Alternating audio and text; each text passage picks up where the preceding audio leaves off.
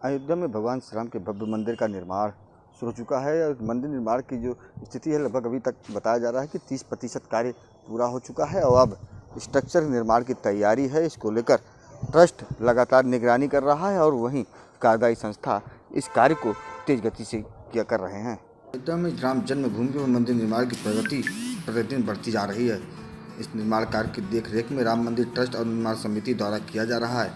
इसके लिए ट्रस्ट में शामिल सदस्य अलग अलग समय पर राम जन्मभूमि परिसर पहुंचकर निर्माण संबंधित जानकारी भी ले रहे हैं। इसी के तहत अयोध्या पहुंचे ट्रस्टी कामेश्वर चौपाल ने राम जन्मभूमि परिसर का दौरा किया। तो वहीं इस दौरे के बाद जानकारी देते हुए बताया कि 2 वर्ष से वैश्विक महामारी थी, उससे न केवल राम जन्मभूमि का कार्य बाधित हुआ बल्कि पूरा विश्व प्रभावित रहा। इसलिए जो हम लोग कार्य पहले की योजना थी वह प्रभावित रहा। एक लंबा समय उसे ठीक होने में लग गया, फिर भी जो लक्ष्य हम लोगों ने रखा है उसकी दृष्टि से संतोषजनक कार्य चल रहा है। देखिए, यदि प्रतिशत में उसको आंका जाए तो 28-29% काम पूर्ण हो गया, ऐसा कहा जा सकता है। एक वैश्विक जो महामारी कहिए, उससे न केवल राम जन्मभूमि का कार्य प्रभावित हुआ बल्कि पूरे विश्व प्रभावित हो गया उससे। हम लोग भी प्रभावित हुए।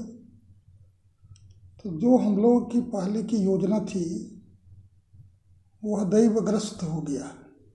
इसलिए एक लंबा काल का समय मर्यादाओं को पालन करने में लग गया है। फिर भी जो लक्ष्य हम लोगों का है उसमें हम संतोष व्यक्त कर सकते हैं कि काफ़ी तेज गति से काम चला है और विभिन्न प्रकार के बाधाओं के होते भी हमारे जो भवन निर्माण समिति है उन्होंने काफ़ी तत्परता से और बुद्धिमत्ता से कार्य को आगे बढ़ाया है कि राम जन्मभूमि का यह कार्य सदियों तक समाज को प्रेरणा देता रहेगा।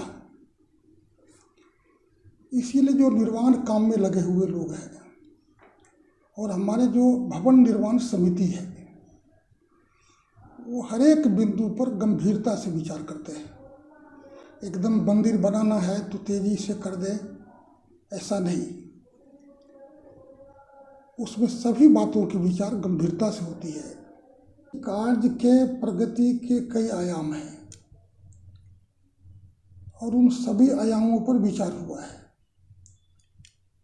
रिटेनिंग वॉल का भी और मंदिर निर्माण का भी। तो एक जो हमारा रॉ मटेरियल है उसकी उपलब्धता, उसको जल्द से जल्द सीधे पत्थर लाके लगाना तो है नहीं। पत्थर पर जो काम होंगे उन सबों का भी विचार हो रहा था कि भाई ये सब सारे काम कालबद्ध तरीके से हो जाए। इसलिए जो जो एजेंसियां हैं वो सब अपने कामों को इमीडिएटली देखें, वॉच करें और समय बद्ध तरीके से उसको हम 100 समय पूरा करें। प्राचीन जमाने में ये सब चीज़ होता था। बड़ी तेज गति से परिवर्तन हुआ है विषयों में। अब जो नया टेक्नोलॉजी आया है उसमें विषयों को सूचीबद्ध करना, दीर्घकाल तक समाज उसको देख सके, समझ सके, उन सारी प्रक्रियाओं को की जा रही है। जैसे हर एक काम का लेखा जोखा चलता रहता है। अब आपको बतावे कितनी प्रगति हुई है।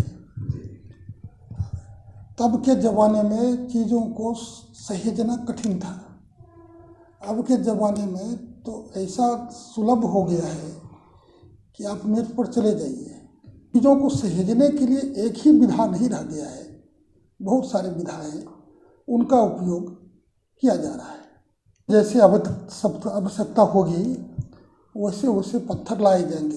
आप कल्पना कर सकते हैं कि जो पत्थर रखे जाएंगे वो मंदिर के इर्द गिर्द रखे जाएंगे और व्यवस्थित नहीं रखे गए तो फिर निर्माण में बाधाएं आएगी।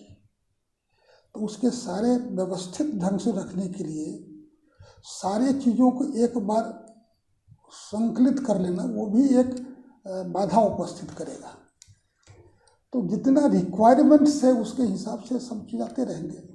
अयोध्या में चल रहे मंदिर निर्माण का कार्य सदियों तक इसके इतिहास को जाना जाएगा। मंदिर निर्माण किसकी प्रक्रिया किस प्रकार से की गई, इसे हमेशा लोग याद रख सकेंगे। इसके लिए ट्रस्ट जो है एक आधुनिक तकनीकी के तहत इस पूरी योजना के तहत इस जो निर्माण का जो कार्य है इसे संरक्षित कर रही है, और जिससे आने वाले समय में मंदिर निर्माण की प्रक्रिया क्या रही, किस प्रकार से किस तिथि पर और किस तरह से इसका निर्माण कार्य पूरा किया गया है, इन पूरी जानकारी इतिहास में भी बताया जा सके, इसकी पूरी तैयारी की है और आधुनिक तकनीकी से इसका जो है संकलित किया जा रहा है।